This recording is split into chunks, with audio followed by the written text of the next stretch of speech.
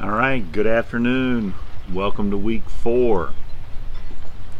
So I'm sure you figured out by now that the text and the lectures essentially is walking you through a very detailed process in helping you understand not only the individual but the organization as a whole, groups, and the overall organization.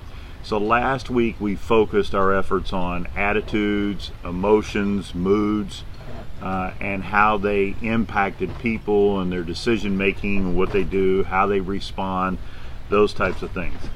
So I hope you were able to take some of that information, and when you go back and you start analyzing your relationships at work, at home, with your family, that you see some of those elements that we talked about in your own scenarios. This week we're going to look at the next step. We're going to look at personalities and values. We'll analyze not only what personality is, but how do you measure it? And why is it important to measure it? Okay? So more and more organizations are using personality tests in their hiring process.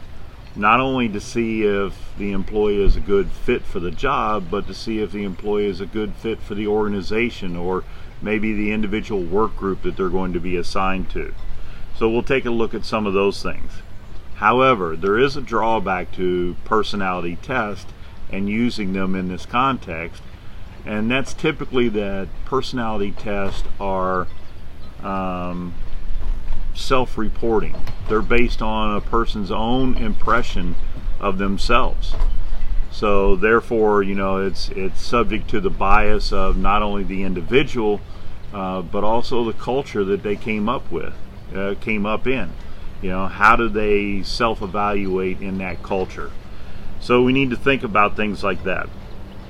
And then the next thing we'll talk about this week is values, both in terms of personal values and organizational values.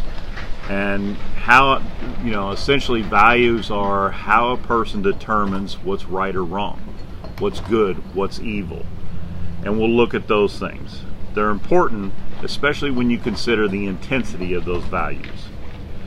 And lastly, we're going to look at how we consider personality and values in connection with the job. Does the person fit the job itself? Do they fit the organization? Be sure to read Chapter 5 before coming to class and be ready to engage in the discussion.